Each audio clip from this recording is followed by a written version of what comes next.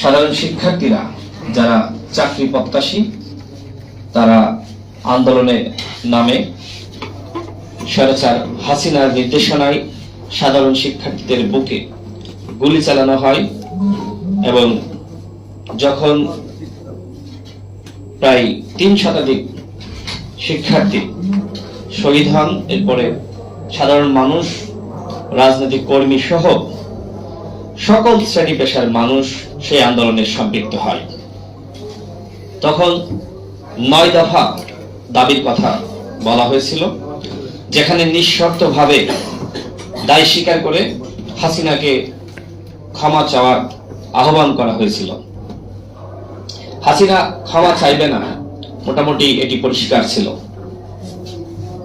পরবর্তীতে এই আন্দোলন ১ দফায় রূপান্তরিত হয় ৯ দফা থেকে। আপনারা নিশ্চয়ই সামাজিক যোগাযোগ মাধ্যমে সেই শর্ট ভিডিও দেখেছেন যে কিভাবে ৯কে রক্ত দিয়ে ১ বানানো হয়, অর্থাৎ ওই ৯ দফা, ওই রক্ত বিসর্জন, শহীদ এবং পরবর্তীতে ১ দফা দাবি আন্দোলন। সেই আন্দোলনে এখানে যারা আছেন আপনারা অগ্রগণ্য ভূমিকা রেখেছেন। সেই আন্দোলনে সাংবাদিকরা তারা যেভাবে শিক্ষার্থীদেরকে নির্যাতন করা হয়েছে, নিপীড়ন করা হয়েছে, গুলি চালানো হয়েছে, সেই ভিডিও ধারণ করে এদেশের মানুষের কাছে তারা পৌঁছে দিয়েছিলেন। এবং যখন ইন্টারনেট বন্ধ করে দেওয়া হয়, সাংবাদিকরা কিন্তু সেই ভিডিওগুলো পরবর্তীতে যখন কিছুটা প্রকাশ করার সুযোগ পাই সেটি প্রকাশ করেছিলেন। অর্থাৎ আমি যেটি বোঝাচ্ছি সেটি হলো, এই আন্দোলনে মানুষকে জাগ্রত করার জন্য, মানুষকে অনুপ্রাণিত করার জন্য, মানুষকে সঠিক তথ্য দেওয়ার জন্য যে কি হচ্ছে, কিভাবে আমার ভাইদেরকে নির্মমভাবে গুলি করে হত্যা করা হয়েছে, কিভাবে জখম করা হয়েছে, কিভাবে নারীদেরকে লাঞ্ছিত করা হয়েছে, সেগুলো মানুষের কাছে দৃশ্যমান করেছিল সাংবাদিকরা। অর্থাৎ এই গণ অভ্যুত্থানের অন্যতম অংশীদার সাংবাদিক, একই সাথে বাংলাদেশের আইনজীবী, শিল্পী গোষ্ঠী এবং মিডিয়া কর্মী যে যার জায়গা থেকে এই আন্দোলনে গুরুত্বপূর্ণ ভূমিকা রেখেছে। আমি জানি না আসলে ওই সময় বাসসের কি ভূমিকা ছিল, কারণ বাসস শুধু বাসস না, প্রত্যেকটা প্রতিষ্ঠান আওয়ামী লীগের প্রেতাত্মা হিসেবে কাজ করছিল।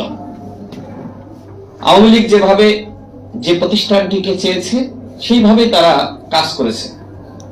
প্রাইভেট যে মিডিয়া হাউস সেগুলো আওয়ামী লীগ দখল করে নিয়েছিল। প্রত্যেকটা সাংবিধানিক প্রতিষ্ঠানকে দলীয় প্রতিষ্ঠান বানিয়েছিল। এত কিছু করলো। ভারতের তত্ত্বাবধানে হাসিনা 15 বছর ধরে একটি সংসার সাজিয়েছিল, কিন্তু কি হলো? সেই সংসার টিকিয়ে রাখা যায়নি। স্বৈরাচার হাসিনার পতন হয়েছে। আমাদের সামনে হাজারো ভাইয়ের স্মৃতি। আমরা আবু সাইদকে দেখেছি কিভাবে বুক চিতিয়ে তিনি নিজেকে আত্মত্যাগ করেছেন। তিনি সেই গুলি তার বুকে ধারণ করেছেন, মানুষকে সাহস দিয়েছেন। আবু সাইদ আজকে বাংলাদেশের মানুষের কাছে একটি সাহসের নাম, একটি অনুপ্রেরণার নাম। ঠিক একইভাবে চট্টগ্রামের ওয়াসিম, তিনি দ্বিতীয় শহীদ ছাত্রদল নেতা। দুঃখের সাথে বলতে হয়, এখানেও এই শহীদদের নামের তালিকা, সেখানে বৈষম্য। অর্থাৎ আমরা একটি গণ অভ্যুত্থান করেছি, কিন্তু বৈষম্য এখনো পুরোপুরি নিরসন হয়নি। মুগ্ধ, যে ছেলেটি পানি পানি বলে চিৎকার করছিল যে আপনাদের কারো পানি লাগবে, আমরা ওই সময় যারা আন্দোলনে ছিল সবাই তৃষ্ণার্ত, এই ছেলেটি এই উদ্যোগ নিয়েছিল। আজকে আবু সাইদ, ওয়াসিম, মুগ্ধদের স্মৃতি আমাদের সামনে। আমরা কোনোভাবেই এই স্মৃতিকে আমরা হারাতে পারি না। 24-এর যে গণ অভ্যুত্থান, যে চেতনা, সেটিকে আমাদের ধারণ করতে হবে, সেটিকে সামনে রেখে আমাদের এগিয়ে যেতে হবে। এই গণ অভ্যুত্থান একটি নতুন বাংলাদেশ তৈরির সুযোগ আমাদের কাছে দিয়েছে।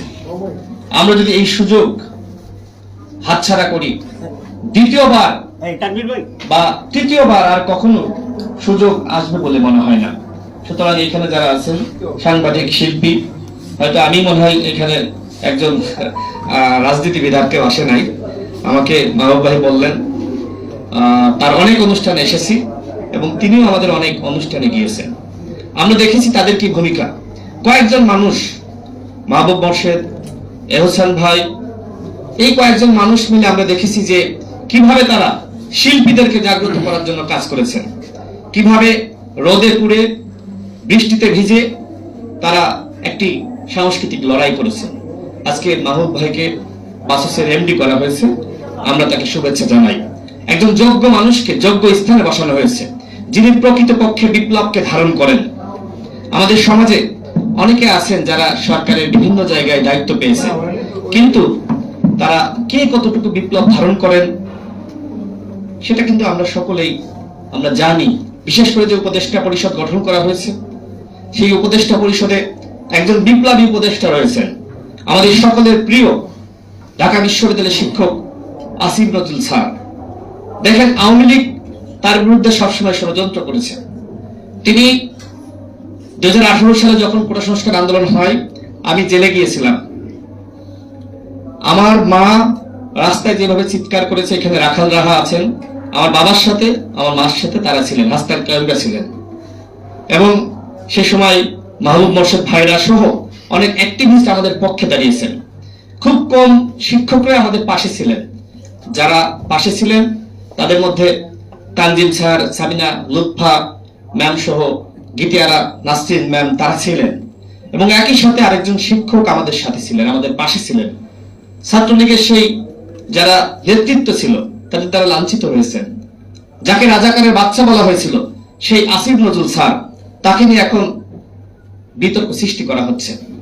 তিনি দেখেন, এই যে অভ্যুত্থান, এই পুরোটা সময় যিনি রাজপথে ছিলেন, যিনি লড়াই করেছেন, ছাত্রদেরকে সাহস জুগিয়েছেন, ছাত্রদের হাতে হাত রেখে মিছিল করেছেন, তাকে নিয়ে বিতর্ক করছে। কোনো স্পষ্ট প্রমাণ নাই, তথ্য নাই, আজকে বিতর্ক শুরু হয়ে গেছে। আমি মনে করি মূলত আমাদের যে একতা, আমরা ঐক্যবদ্ধভাবে হাসিনার বিদায় ঘটিয়েছি, সেই একতা বিনষ্টের একটি চক্রান্ত, একটি ষড়যন্ত্র চলছে। এই ষড়যন্ত্র যদি আমরা এখানে যারা আছি, শিল্পী, লেখক, সাংস্কৃতিক কর্মী, সাংবাদিকরা সবাই মিলে যদি আমরা মোকাবেলা না করতে পারি, তাহলে এই অভ্যুত্থান ব্যাহত হবে, আমাদের বিপ্লব ব্যর্থ হবে। সুতরাং আপনাদেরকে সিদ্ধান্ত নিতে হবে, আমরা কি আসলে প্রকৃতপক্ষে জাতীয় ঐক্য সংহতি প্রতিষ্ঠা করব, নাকি আমরা এইভাবে ষড়যন্ত্রের ফাঁদে পা দিব। যে আসিফ নজরুল সারা জীবন ধরে সবসময় আমরা দেখেছি, যিনি ভারতের আগ্রাসনের বিরুদ্ধে প্রতিবাদ করেছেন, তাকে বলা হচ্ছে ভারতের দালাল, র এজেন্ট। তিনি নাকি 3 তারিখে সেনাবাহিনীর হেফাজতে ছিলেন। কোন তথ্য প্রমাণ আছে? শুধু মুখ দিয়ে কথা বললেই কি সেটি বিশ্বাসযোগ্য? আমরা মনে করি আমাদেরকে সম্মিলিতভাবে এগুলো মোকাবেলা করতে হবে। আমাদের যে সকল উপদেষ্টারা রয়েছেন, তাদের মধ্যে নামে কয়েকজন বিপ্লবী আছেন, বিপ্লবী চেতনা ধারণ করেন। তার মধ্যে অন্যতম আসিফ নজরুল স্যার। তার পাশে আমাদের সকলকে দাঁড়াতে হবে। তাকে আজকে যদি সরিয়ে দেওয়া হয়, বিতর্কিত করা হয়, তাহলে বিজয়ী হবে কারা? ওই স্বৈরাচার পেতাত্তা হাসিনার দশররা। অন্য কোনো উপদেষ্টা বিদেশে গিয়েছে, এইভাবে নিপীড়নের শিকার হননি। একমাত্র আসিফ নজরুল, তিনি বিদেশে গিয়েছেন, নিপীড়নের শিকার হয়েছে। এইখান থেকে বুঝতে হবে যে তার উপর আওয়ামী লীগের কত বড় আক্রোশ, কত বড় ক্ষোভ। আওয়ামী লীগ, শেখ হাসিনা মনে করে যে আসিফ নজরুল ছাত্রদেরকে উস্কানি দিয়েছে। দেখবেন যে কতগুলো ভুয়া পেজ, এই পেজ থেকে প্রতিনিয়ত আসিফ নজরুল স্যারের বিরুদ্ধে নানান ধরনের প্রপাগান্ডা ছড়ানো হচ্ছে। আর সেগুলোতে আমাদের অনেকে, সাধারণ মানুষ বুঝে বা না বুঝে, তথ্য প্রমাণ না পেয়েও অনেকে বিশ্বাস করছে। আপনাদেরকে বলবো, যাচাই বাছাই করুন, আগে জানুন। শুধুমাত্র সত্যের সাথে মিথ্যার মিশ্রণে যে ভিডিও, অডিও প্রকাশ করা হচ্ছে, কতটুকু সত্য, কতটুকু যুক্তিসঙ্গত, সেটি অবশ্যই যাচাই বাছাই করে তারপরে মন্তব্য করা উচিত। অন্যথায় আমরা যদি এভাবে বিষেধকারে লিপ্ত হই, তাহলে আমরা কিন্তু কেউ রক্ষা পাবো না। আমি বক্তব্য সংক্ষেপ করছি। সর্বশেষ বলবো, এই মুহূর্তে জাতীয় ঐক্য সংহতি ছাড়া এই জাতিকে কোনোভাবেই রক্ষা করা যাবে না। গতকাল ঢাকা বিশ্ববিদ্যালয়ের একজন শিক্ষকের সাথে কথা হচ্ছিল। তিনি বলছিলেন যে ৭১-এর পরে যেভাবে জাতীয় ঐক্য সংহতি নষ্ট হয়, আওয়ামী লীগ শেখ মুজিবের নেতৃত্বে ক্ষমতা দখল করে, এইবারও আমরা সেই ভুল থেকে নিজেদেরকে দূরে রাখতে পারি নাই। আমরা হাসিনার পতনের সাথে সাথে সেই জাতীয় ঐক্য সংহতি নষ্ট হয়ে গেছে। আমরা একে অপরের বিরুদ্ধে লেগে গিয়েছি, ক্ষমতার দ্বন্দ্বে লিপ্ত হয়েছি। এইভাবে একটি দেশ চলতে পারে না। আমাদের হাতে আবু সাইদ, মুগ্ধরা, ওয়াসিমরা দ্বিতীয় সুযোগ দিয়েছে। সেই সুযোগ আমাদের কাজে লাগাতে হবে। আমাদের সমস্ত ভেদাভেদ ভুলে আমাদের ঐক্যবদ্ধ হতে হবে। এই বাংলাদেশকে আমরা নতুন বাংলাদেশ হিসেবে বিনির্মাণ করতে চাই। সেই বাংলাদেশ গঠনের জন্য আসুন সকলে হাতে হাত রেখে কাজ করি। ইনশাআল্লাহ এই বাংলাদেশকে আমরা গড়তে পারবো, বাংলাদেশে আমরা রাষ্ট্র সংস্কার করতে পারবো এবং সেই নতুন বাংলাদেশ গঠনে সকলকে ঐক্যবদ্ধ থাকার আহ্বান জানিয়ে আমি আমার বক্তব্য শেষ করছি। সবাইকে গণ অধিকার পরিষদের পক্ষ থেকে শুভেচ্ছা। আমি বাংলাদেশ সংবাদ সংস্থা বাসসকে ধন্যবাদ জানাচ্ছি যে তারা এই ধরনের আয়োজন করেছেন। বাসস সহ সমস্ত মিডিয়াকে স্বাধীন হতে হবে।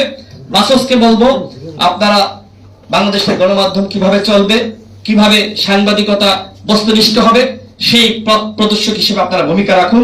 আপনাদের সাথে আমরা যারা রাজনৈতিক কর্মী রয়েছে আপনাদের সাথে আছি একটি স্বাধীন গণমাধ্যম গড়ে তোলার জন্য। আসসালামু আলাইকুম।